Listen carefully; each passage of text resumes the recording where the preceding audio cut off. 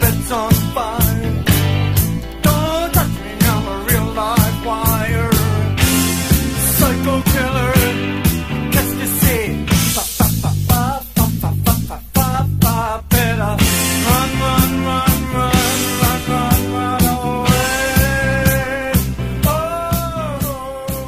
Hello, ladies and gentlemen, and welcome to Terra Obscura, the show where we look at the best and worst horror has to offer. I'm your host, The Fear Fan, and thanks for tuning in. Say, what makes a bad sequel? We've all seen them over the years, movies that, for whatever reason, just failed to live up to what came before. Either they were content to be warmed over rehashes of the last movie, lacked a reason for existing, or simply decided to take a massive diarrheal shit on anything the audience ever loved. And while there are a ton of different ways for a sequel to screw up, they generally fall into one of two categories.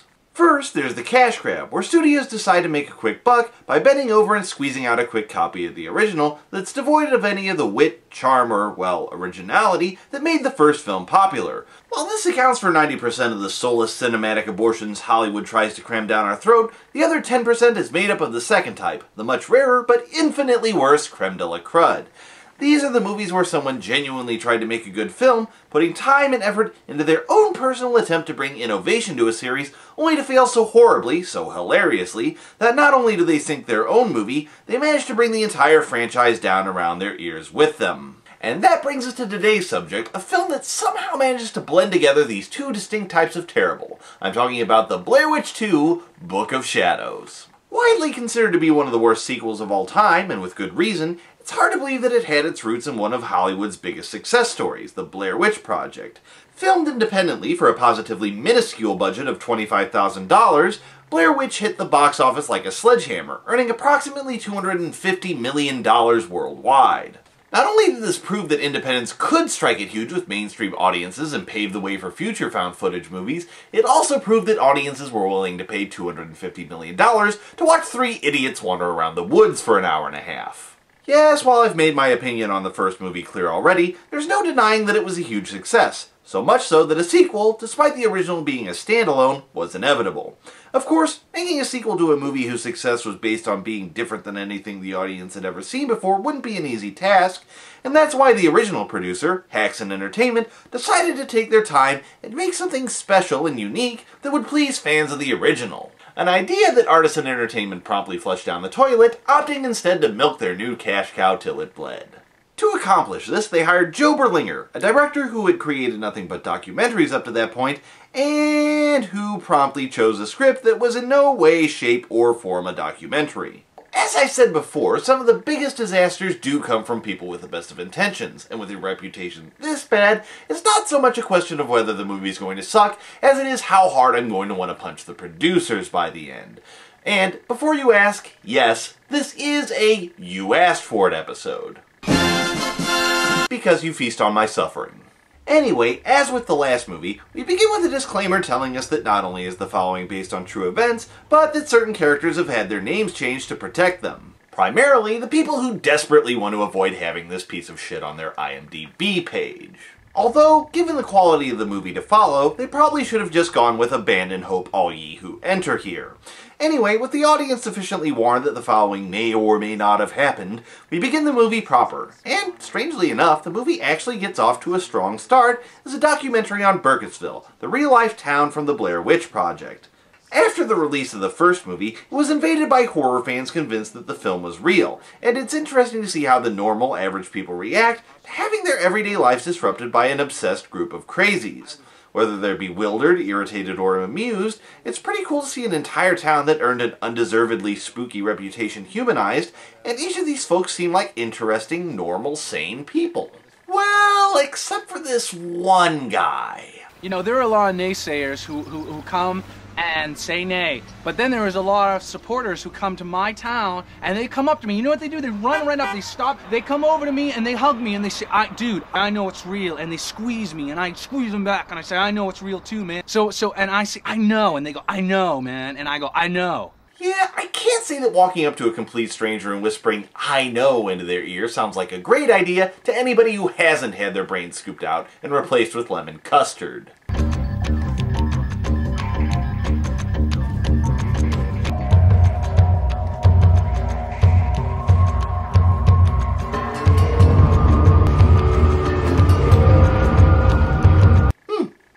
explains a lot.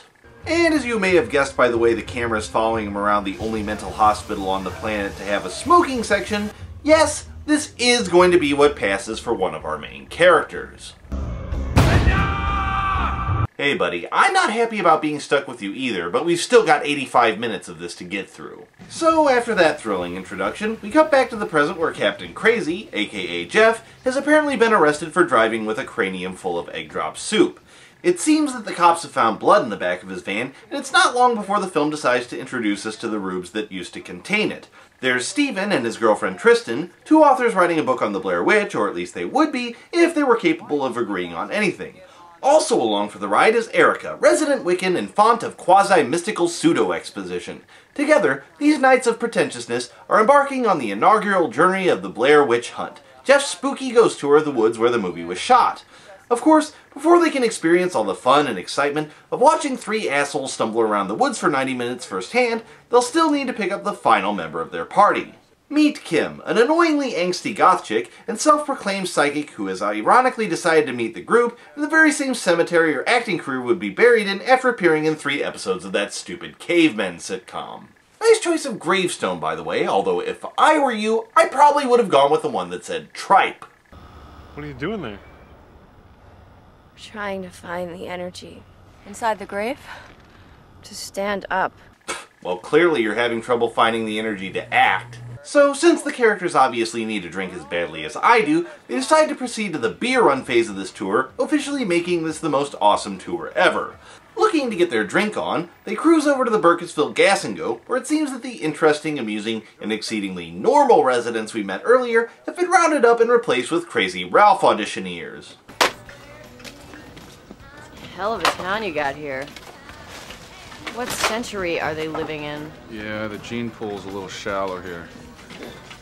Dive in, you'll crack your skull open.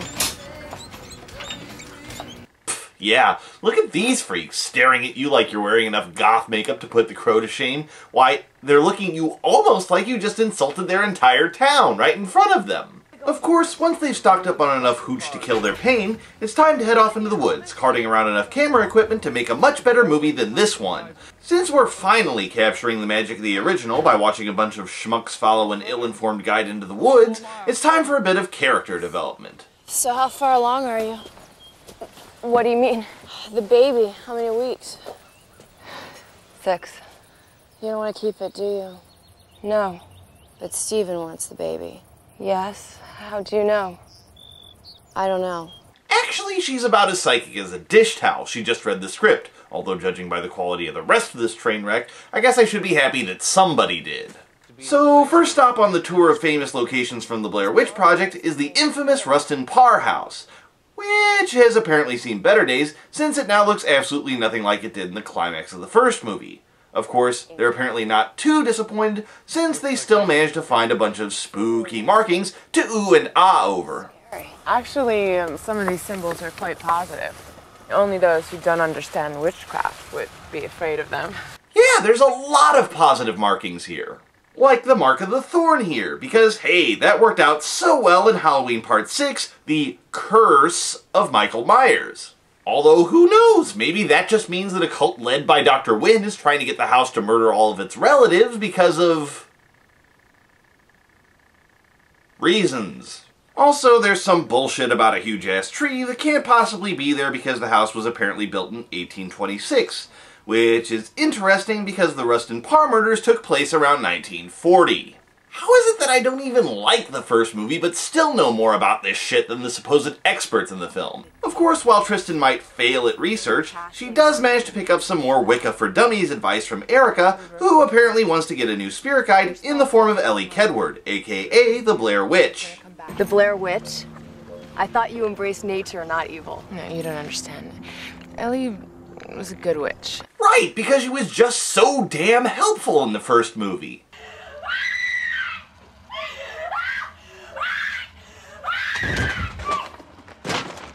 Am I literally the only person here who has actually seen the Blair Witch Project? And since we've managed to fuck up everything else so far, why not dick with the one thing we've managed to keep intact? The mystique surrounding the hitherto unseen Blair Witch herself. You ever seen her picture? I don't think there are any. Oh, yeah. Stephen and I found one. Check it out. Yes, gaze into the face of ultimate terror. We think it was drawn just before they banished her from Blair. The slightly dumpy, one-eyed face of ultimate terror. Jesus, even that lame-ass Todd McFarlane toy was better than this. Of course, I guess there are worse things we could be seeing. You make her sound helpless. I thought witches could summon powerful energy. We can. But we still have to eat, shit, and die like the rest of you. We just look good doing it. Sorry, but I'm pretty sure that nobody wants to see you do any of those three things. Least of all, option number 2. Number 2. And speaking of shit, with their base camp pitched, the Wild Bunch settle in for a wild night of partying as we're treated to a solid 5 minutes of drunken, stoned, rambling inanity. Of course, for every idiot, there's an equal and opposite douchebag, so it isn't long before another tour group shows up to horn in on their spot. What the hell are you guys doing here? We got a tour group, the Blair Witch Walk. What's your excuse? Tour group, the Blair Witch Hunt! Are you the Judean People's Front? Fuck off. The People's Front of Judea. Duly intimidated, it isn't long before they back down and head on their own way, since 2 groups of unlikable dickweeds in one film would just be too much to handle. And what better way to celebrate than with another 5 minutes of idiotic partying? Not terribly sure if I should count myself lucky or not, since the drunken rambling has been replaced by mindless 90s crap rock about drunken rambling. And of course, to cap it all off, we have a brief flash of a group of random people being murdered around a fire, and a brief aborted staring contest with an owl that I'm sure will have no bearing on the plot whatsoever. No, really, I'm positive that none of this has anything to do with the movie's plot. At all. So, after a fairly pointless dream sequence that serves as a great visual metaphor for what should have happened to this movie, we awaken to find that it is now raining crap. This is my work. Well, that sucks, but hey, at least you've got your backups. How the hell are we gonna make the deadline? We backed it up on the computer. No, Tristan, the computer's just notes, you know that. Holy shit, you didn't hit the save button once while you were writing the whole thing? Well, at least you can reconstruct it from your notes and original source material. I mean, it's not like you've lost anything irreplaceable. Half this shit is original documents. So this was your plan. Take a manuscript that you have no backups for and several irreplaceable historical documents into the woods, where if anything goes wrong, you are completely fucked. Luckily, thanks to Kim's remarkably plot-centric psychic powers, they're able to quickly locate the tapes of their drunken buffoonery from last night, which I'm sure their publishers will accept as a substitute for a book they've already paid in advance on. Of course, it seems a night of boozing and smoking weed is apparently not the best choice for an expectant mother, and one quick drive to the hospital later, we learn that Tristan has inadvertently managed to win the debate on whether or not she would be keeping the baby. Although she should count herself at least a little bit lucky, since she at least gets the non-smoking section of the hospital. Still, at least she doesn't have to worry about being alone, as she gets a surprise visit from the Blair Witch. Oh, come on! Does she seriously look anything like that picture from earlier? You know, it's one thing to forget what happened in the last film, but you've got serious problems when you start forgetting what happened in the same damn movie. So, once she truffle shuffles her way back into the mysterious hell dimensions of which we know nothing, Tristan and Stephen decide that, rather than staying in the hospital or heading home, the best place for her to recover from a traumatic miscarriage and massive blood loss is the filthy Civil War-era factory that Jeff calls home. They were gonna tear it down, but I talked them into selling it to me for $1. Well, that must have been one hell of a bidding war. Who was your auctioneer? The guy from RoboCop? I'd buy that for $1. Still, with that kind of investment at stake, it only makes sense to try and protect it. To that end, Jeff has installed a highly sophisticated and very sensitive security system. Quick, get it quick! Come on, before they eat you! Come on, quick, let's go!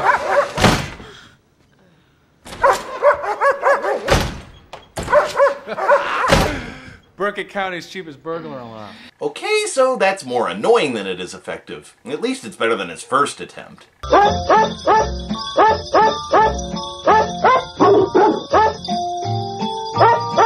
Although, who knows, that might have actually been more effective at keeping people away. So while the goth, the witch, and the cretin check out the footage of last night's idiot escapades, Stephen and Tristan share a tender moment, and we learn that our visitor in the hospital actually wasn't the Blair Witch. like the picture you showed me in the Blair Witch Black Bible. Same clothes, same face, like she'd been drowned. Who? The little girl. Eileen Treacle. Great! So the movie isn't forgetting its own continuity. It's just making up random bullshit as it goes along. Yay? And speaking of continuity issues, the rest of the cast is starting to notice a few issues with the footage from last night. Namely, the timecode keeps jumping around, and there are occasionally brief flashes of disturbing images. Yeah, I know, don't you just hate it when a movie jumps around in time and then smacks you in the face with pointless shots of non-plot related violence?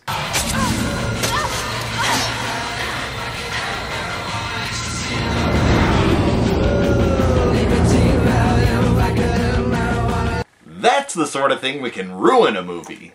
Although, hey, as annoying as the rest of that stuff is, at least the video's got a bit of nudity going for it. Ladies and gentlemen, that there is a naked woman. What is a naked woman doing swinging around a tree? Hey, she had to pay for college somehow. So, while the rest of the cast is watching America's shittiest home videos, Steven discovers that they've managed to bring back more than just a crappy movie.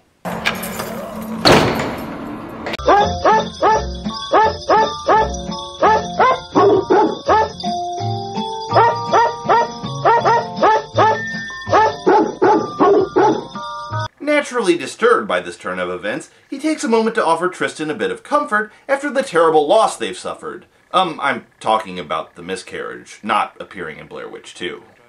Take these. Take them. They'll help you sleep. Come on, take him! You're not making a believer out of me, son. It was an accident. I swear to Christ. Alright. A, great job screaming at a woman who's just suffered the mental and physical trauma of having a miscarriage like you're Napoleon Dynamite trying to feed a llama. And B, I'm not sure if you're sobbing or if you've just sprung a slow leak. I swear to Christ. And Steven shows off yet more of his winning personality by immediately trying to bury his sorrows in the local Earthchild, who probably likes it a bit rougher than he expected.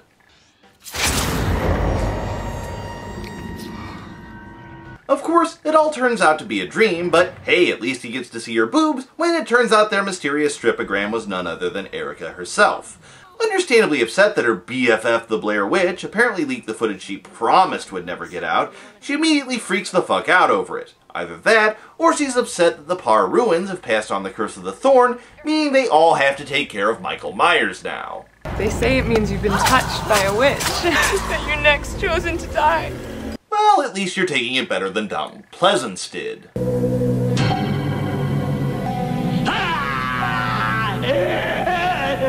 Oh, and by the way, what was that you just said? They say it means you've been touched by a witch, that you're next chosen to die. And what was it you said earlier? Actually, some of these symbols are quite positive. Only those who don't understand witchcraft would be afraid of them.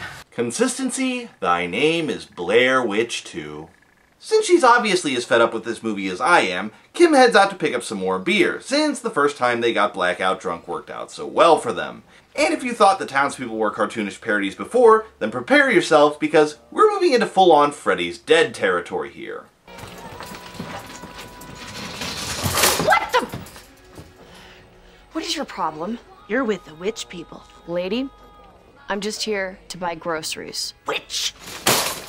Hate to tell you this, lady, but when the woman that's dressed up like a raccoon that wandered onto the set of The Matrix is being more reasonable than you, you've got issues. So after a rather understandable blow-up at the counter girl, she encounters yet more local douchebaggery and finds that even the local ghosts can be assholes.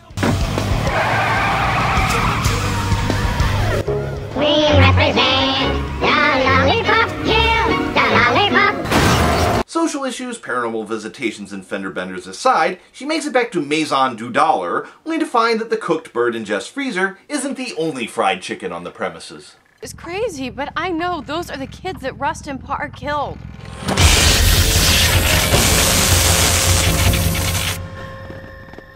Yep, another hallucination because, let's face it, there's no way we're ever going to be that lucky. Hell, even the movie looks like it wants to fast forward through all this, and the next day, before anyone can leave, they find that not only are Jeff's insurance premiums about to go through the roof, but also that Erica's apparently decided to give her career as a woodland stripper another go.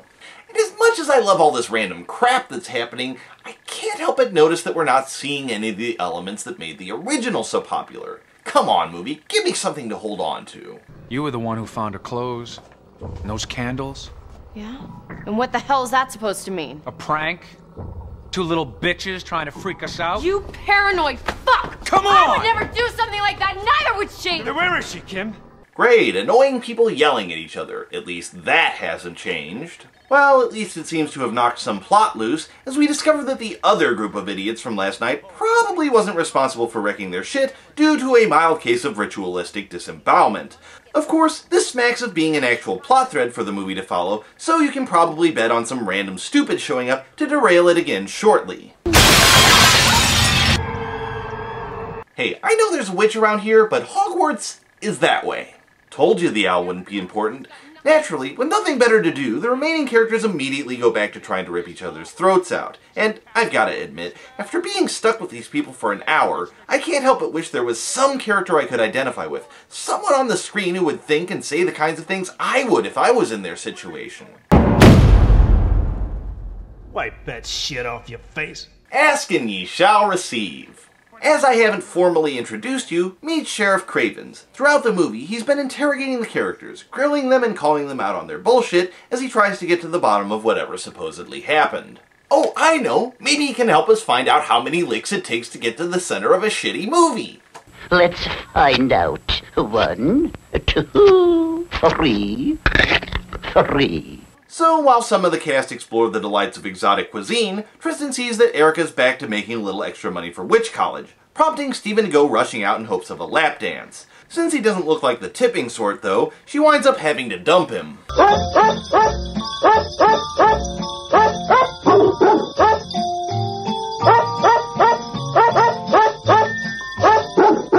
Dude, you keep chasing after a hot, frequently topless redhead right in front of her. I'd leave your ass dangling too. Well, either that, or she's quietly descending into madness. They did it. The little bastard boys. They did it. They hanged her. Or not so quietly. Although hey, maybe going crazy isn't so bad, since you at least get a bunch of Dutch angle shots, as Jeff demonstrates just before his dog alarm gets a little too real.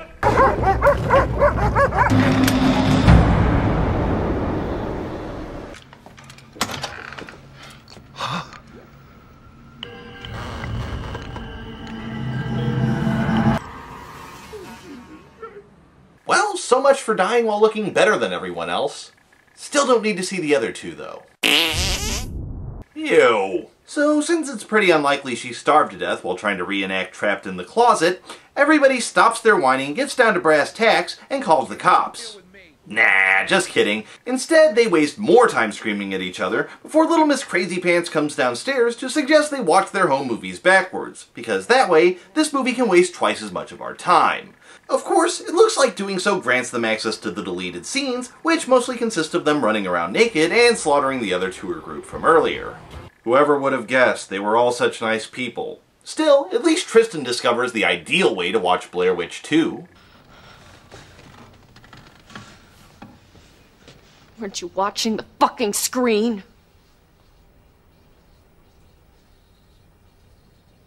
No. Also, good impression of the critics' reactions. Got any others?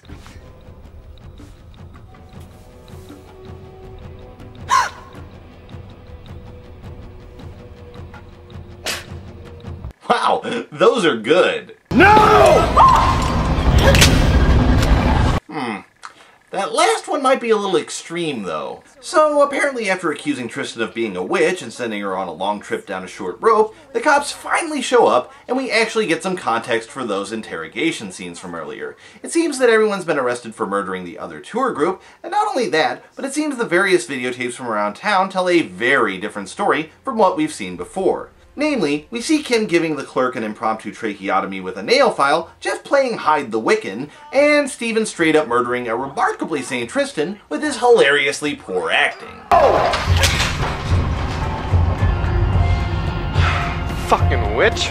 Cue shots of the news trying to blame the whole mess on violent movies, and more idiots wandering into the woods as a much better song than this movie deserves, Haunted by Poe, plays us out. And that's Book of Shadows, Blair Witch 2, and my god does it deserve its reputation. From its disjointed narrative, to the jarring inserts of pointless violence, to the random bundles of WTF liberally sprinkled throughout, Book of Shadows is a train wreck, and not even an entertaining one of the Uwe Ballian variety. As it stands, the film makes a ton of missteps. First, the constant whipping back and forth through time is enough to give a man whiplash. While it does eventually settle down to just 3 time periods, at the beginning, we jump from the premiere of the movie, to the aftermath of the movie, to what was happening to Jeff during the release of the movie, to shots of the woods intercut with the murders that technically occurred halfway through the movie, but which we won't understand till the end of the movie, before we cut to the interrogation scenes at the end of the movie, and then back to them driving at the start of the movie, and Jesus Christ, my blender could have done a better job of editing this movie. On top of that, the characters have the potential to be sympathetic, but including the interrogation scenes like that, show that they're guilty and possibly crazy, which means we spend the entire movie watching these idiots muck about as we wait for them to screw up bad enough to go to jail. But did it have to be this way? While I was researching this episode, I happened across a ton of info, including extensive interviews in a recent issue of Fangoria, that suggest it didn't have to be. Joe Berlinger apparently had a huge passion for the project, and his original vision was of a sly piece of meta-referential horror that was equal parts Scream and Jacob's Ladder, and by all accounts, he was well on his way to succeeding. At least he was, right up until the studio pulled the rug out from under him.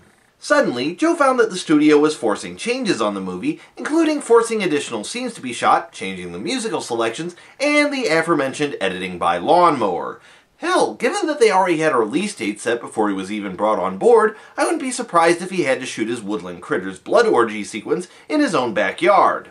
Which, come to think of it, would be the most awesome kegger ever, followed by the most awkward conversation with neighbors ever. The end result was that rather than a linear psychological thriller designed to make the audience think, we got a chopped up mess that audiences avoided in droves. Honestly, if they'd left it alone, it might have been a decent movie. Imagine the questions it could have raised if the ending was left ambiguous. Were they murderers, or were they the victims of an evil force? Had the tapes been tampered with? And if not, were they possessed, or just off their rocker? Hey, this could have been the sort of sequel that, like the collection did for the collector, makes the original better in retrospect. I mean, we never actually see anything supernatural on camera in the first movie, so who's to say the same thing didn't happen to Mike, Josh, and Heather? Maybe their problems were the result of altered perception and fugue states that they failed to capture on camera. And as much as I weep for what might have been, there was at least one cool thing that was miraculously left in the movie. At various points in the film, you'll notice strange disparities in words appearing where they shouldn't be. When you find them all and put them in their proper order, they spell out a secret message from the Blair Witch: seek me no further. Unlike the subject of my next review, it seems that people finally took the hint, and, like the protagonist of the first movie, it looks like this franchise will never be seen again. Anyway, that's all we have time for today. I'll see you next time on Terror Obscura.